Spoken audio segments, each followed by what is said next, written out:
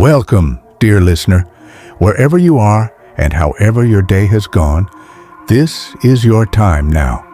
A moment of stillness, of comfort, of drifting gently away. There's nothing left to do tonight. No tasks to complete.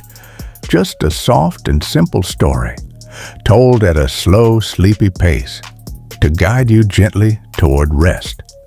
Close your eyes if you like, or let them relax softly. Feel the weight of your body sink into the mattress. Let the quiet unfold around you. Tonight, we're taking a journey far back in time to the warm, sun-dappled lands of ancient Egypt.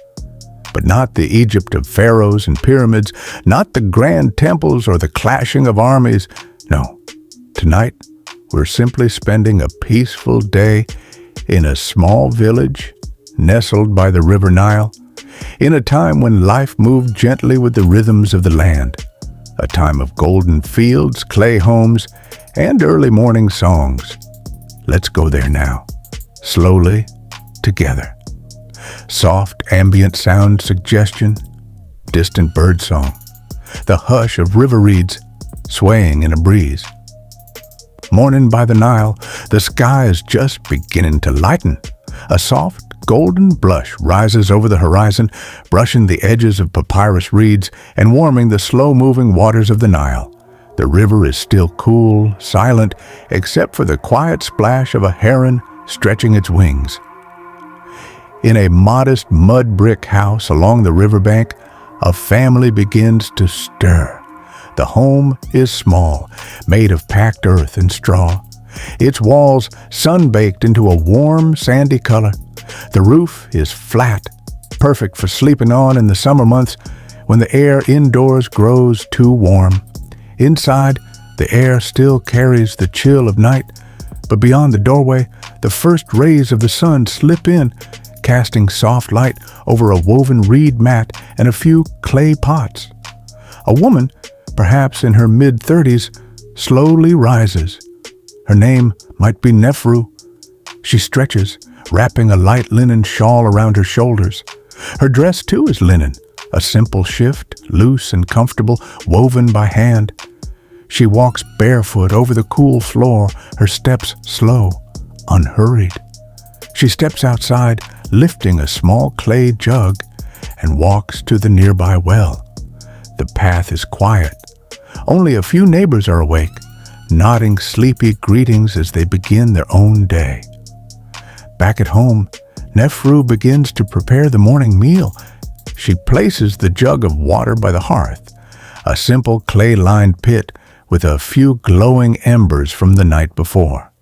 Beside it, a low table holds yesterday's sourdough starter, kept warm in the clay walls. She adds some flour, made from barley, ground yesterday on a flat stone quern, and mixes it carefully, her hands practiced and sure. The dough is shaped into small, flat rounds. They will bake on a hot stone right beside the fire while the rest of the family wakes. Outside, a soft humming drifts through the morning air. Another woman sweeping the walkway in front of her home, humming an old tune. Somewhere further off, a donkey brays and a wooden cart creaks softly over the dirt road. Nefru's husband, a weaver named Hori, appears in the doorway stretching. He kisses her cheek and takes a seat on a low stool, watching the bread rise with sleepy eyes. Their children begin to stir. A boy of about 10 and a younger girl, maybe 6, rubbing their eyes and patting in with tangled hair. Breakfast is simple.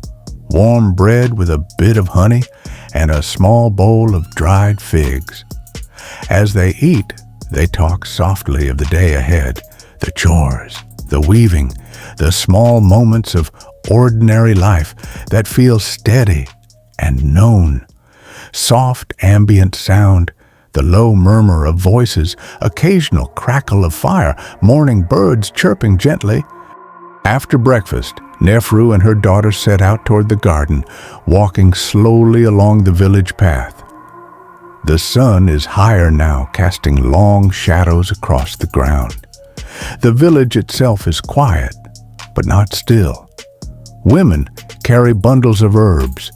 Children chase each other barefoot, and old men sit under palm leaf awnings, chewing on reeds and watching the day begin. The houses are all made from the same sun-baked mud, their exteriors smooth and cool to the touch.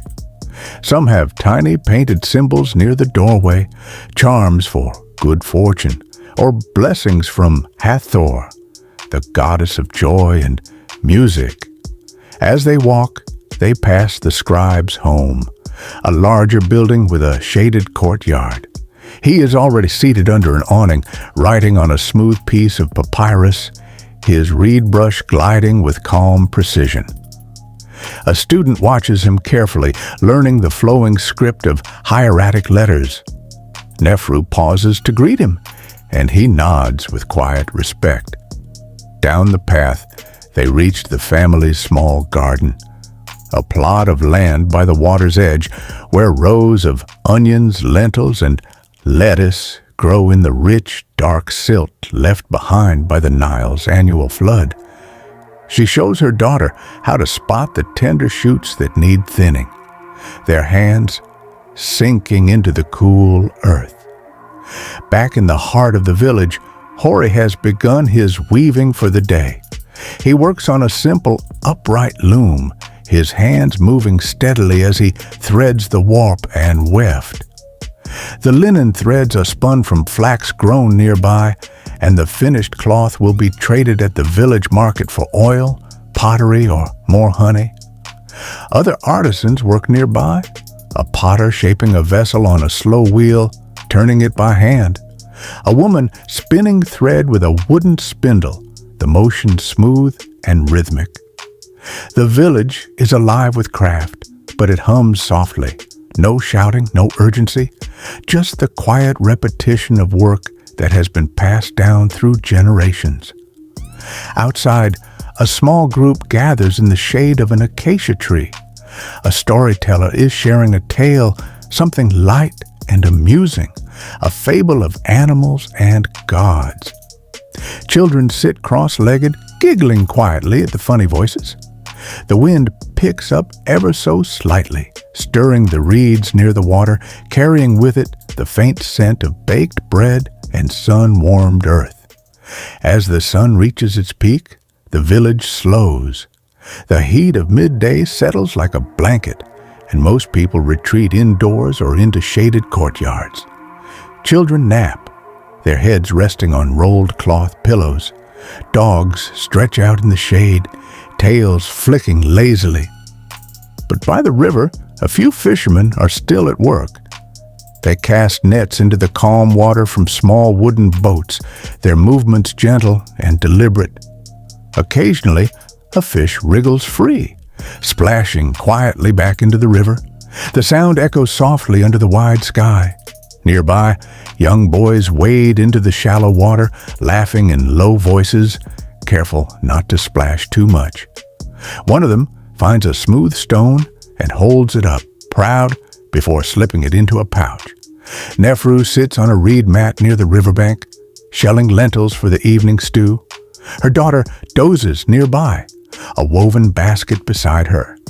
There is no rush, only the drifting hours of a warm, sleepy day. Soft ambient sound, water lapping gently, a distant splash, cicadas buzzing faintly in the heat.